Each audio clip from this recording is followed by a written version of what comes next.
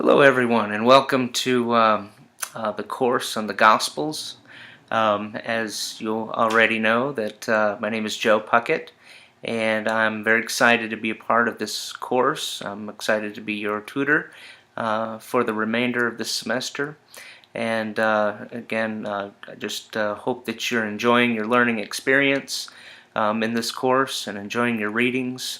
I know that I'm certainly enjoying it with you, and I figured we would look at some Gospels together, and I thought I'd throw about 4 different videos into the course for your learning, for your own education and research.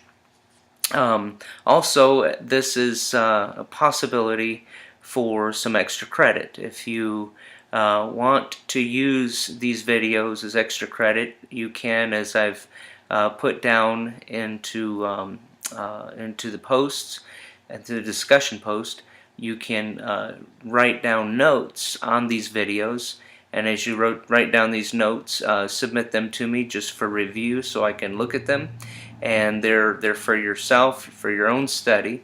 And I will review them for what types of points that you'll get, what they'll be worth. But again, just to make mention again, those notes are for you, for your review, and for your own personal studies. What I want to do is begin with just talking about what is a gospel. By the gospel, of course, I'm talking about the genre of the gospel accounts: Matthew, Mark, Luke, and John. And we just want to talk about what is a gospel. A gospel is a biography. And when we think of the word biography, we immediately think of modern biographies. And certainly there are many similarities between modern biographies and ancient biographies, like Matthew, Mark, Luke, and John. But there are differences as well. For instance, modern biographies very often want to take somebody's life and they want to evaluate it from, say, perhaps from birth all the way till their death. Or they just want to record the details of the events of their life. And perhaps there's no particular agenda. Perhaps there is, maybe there isn't. Perhaps they just want to tell about somebody's life. Well, the Gospels, and in particular ancient biographies in general, not just the Gospels, but ancient biographies in general, they're less concerned with the details of somebody's life, just to record the facts, so to speak, generally speaking. They don't necessarily record somebody's life from birth till death. Now we're familiar with this with the Gospels, but this is for the most part generally true of ancient biographies as well. But you can tell from Matthew, Mark, Luke, and John, the Gospel accounts are not necessarily interested in the youth years of Jesus, the young years of Jesus. Of course, it definitely records the conception and virgin birth. It records perhaps an event or two of within the first couple of years of his life. Matthew chapter 2 with the Magi. But beyond that, we have nothing recorded up until he's 12 years old. And Luke's account records just one event where he was left by his parents in the temple. Okay, so we have one event at 12 years old, nothing between when he was maybe a baby and up to 2 possibly, and then 12 years old. And then we don't see him again in the Gospels until he's approximately 30 years old. And so there's a lot in the life of Jesus we simply don't have. The other difference that you'll see between ancient biographies and modern biographies is that in ancient biographies, very often they're less concerned with chronology, and often concerned with a particular agenda that the writer themselves have. Perhaps they're interested in chronology, somebody's life in chronological order, but not necessarily so at all. And again, this is true of ancient biographies in general, but we definitely see it in the Gospels as well. Some Gospels seem to be more interested in chronology than others, but modern biographies, obviously, generally speaking, really do pay close attention to somebody's life and the events in chronological order. And so that's one distinction between modern biographies and ancient biographies as well. And of course, the uniqueness, obviously, of the gospel accounts themselves is that while ancient biographies do give an account of somebody's life, the Gospels record the life of somebody not just unique and special, but the very Son of God who came into this world to give his life for us, the Son of God, Jesus Christ. And so very, very important, obviously, to our lives, and to our salvation. Well, what I want to just do is to take a couple of points about the Gospel of Matthew. Now, the Gospel of Matthew, we're not going to dig into much detail about background, dating, and authorship, and so forth. You can pick up different resources to kind of look at that. Augustine, for instance, takes the Gospel of Matthew as being the first gospel written, Mark following him, perhaps using Matthew as a resource, and so forth. Modern scholarship has sort of shifted gears a little bit to suggest that Mark may have come before Matthew. Well, I'll let you do your own research with regard to questions such as that. What I'd like to talk about is sort of the theme or the main gist or some of the important themes of Matthew. Matthew is a gospel that was probably predominantly written to people outside of, in my view, outside of Palestine, but yet to a predominantly Jewish setting or audience. Perhaps a book written commonly for synagogue settings and Jewish settings. Now, I'm not going to get into all the reasons why I suggest that. One of the reasons I suggest it's written for an audience outside of Palestinian Jews and perhaps to the Jews outside of Palestine, say Hellenistic Jews or others. It's a very Jewish book. It assumes a lot of some knowledge of Jewish traditions and language. But in Palestine, there's pretty strong evidence that in Palestine they spoke the Aramaic language. And yet, in the gospel account, when Jesus is told to say, Eloi, Eloi, lama sabachthani, that is, my God, why have you forsaken me? For instance, Matthew goes on to translate that Aramaic into the Greek language. Well, if it's true that those in Palestine predominantly spoke Aramaic, there probably wouldn't have been a need to translate it into the Greek, which gives us a clue that perhaps the audience for Matthew's account are those people who lived outside of Palestine. Now, be that as it may, there's some other evidences of that effect as well, but it is definitely a Jewish setting. I mean, a lot of Jewish themes. Of course, all the Gospels do. Jesus himself was Jew, but some have more of a Jewish type of setting than others. For example, the Gospel of John seems to definitely, at least in my opinion, and scholars debate about this, but my opinion is that it favors or speaks to a Gentile audience, just like the Gospel of Mark, in my view, speaks to a Gentile audience. And we'll talk about that in those videos where we speak of that. But Matthew, one of the major theme of Matthew is the kingdom of heaven, the kingdom of God. Many parables and teachings of Jesus focus on that.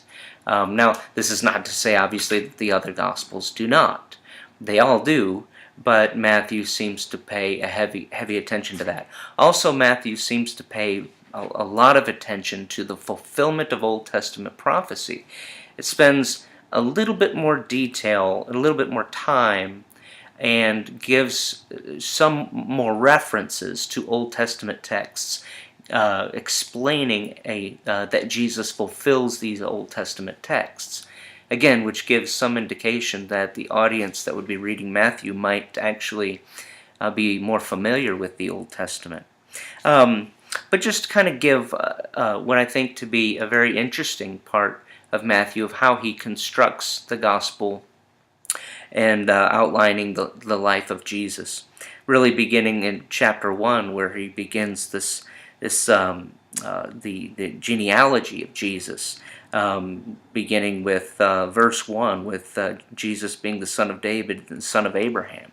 Two key Old Testament figures that were very, very important in the prophecies of the Messiah, and who the Messiah would come through, and the family of the Messiah. Well, so automatically we see that leading to, of course, the birth of Jesus. Then we see in Matthew chapter 2, Jesus was visited by 3 wise men, and make a long story short, his life is in danger. Mary and Joseph leave to to go to Egypt to be saved from Herod, and Herod ends up dying, so he's safe, and they leave Egypt to go back home. And in verse 15, it quotes from the book of Hosea, interesting enough, Hosea chapter 11, verse 1 and 2, where it talks about, "Out of Egypt I called my son." Now in that context, in Hosea chapter 11, the son there is clearly in that context talking about the nation of Israel, and talking about how they left Egypt. Well, here Matthew quotes from that, saying that this is fulfilled ultimately here in this scene in Jesus Christ. And so Jesus serves as a type of Israel. And so, out of Egypt I called my son. And so here Jesus is sort of reenacting the history of Israel. We see this reenacting of the history of Israel, this vocation, if you want to call it, of Jesus. Israel had a vocation to be the light to the world, to be a light in darkness. There's prophecies in Isaiah to that effect. Israel was supposed to be a people to share the truth of God to the world. I mean, we see that with Jonah to Nineveh and different things like that. Well, where Israel had failed, Gospel of Matthew shows us that Jesus succeeds. And so, yes, God brought Israel out of Egypt, but ultimately Israel had failed in so many accounts in their faithfulness. So here Jesus comes out of Egypt, but the type-antitype continues. In fact, in chapter 3, we find that Jesus is baptized. So immediately, soon after chapter 2, Jesus, of course it skips some time, but in Matthew's account, Jesus is baptized. And what's interesting is from 1 Corinthians chapter 10, verse 1 and 2, we find that Israel, when they left Egypt, remember, out of Egypt I called my son. Well, when they leave Egypt, Israel was, quote, baptized into the cloud and the sea. If you look in 1 Corinthians chapter 10, 1 and 2, you'll find that Israel was baptized into Moses. So as they left Egypt, they were baptized into the cloud and the sea into Moses. Again, that references 1 Corinthians chapter 10, 1 and 2. And so they go into the wilderness. Israel does. And, well, here we find, in the scene of Matthew 2, he leaves Egypt, they go back home, years go by, he is baptized. Again, reenacting the history of Israel. Jesus' vocation is shown to be that he is the new Israel. Where Israel had failed, Jesus succeeds. Where Israel was the type, Jesus is the antitype, the fulfillment of the Old Testament shadows and prophecies. Well, after the baptism of Israel into Moses, they went into the the wilderness, you recall. And how long were they there for? For 40 years. And they were tried and tested for 40 years. Well, interesting enough, immediately after Jesus' baptism, what happens? He goes into the wilderness, Matthew chapter 4. And how long is he tested? 40 days. Okay, so we can start seeing a pattern here of Jesus reenacting the story of Israel. We can see him coming out of Egypt, baptism, wilderness trials. But where Israel, during their 40 years, had failed in their trials and testings, a new generation had to arise to go into the promised land. Where Israel had failed, again, Jesus succeeds. He succeeds in the temptation of Satan in every single way. And so we see again that to be the case. Now some suggest this theme even goes into chapter 5 when Jesus goes to the mountain with the multitudes and he gives them the Sermon on the Mount. Some have seen a connection that in the wilderness Moses gave Israel the law of Moses.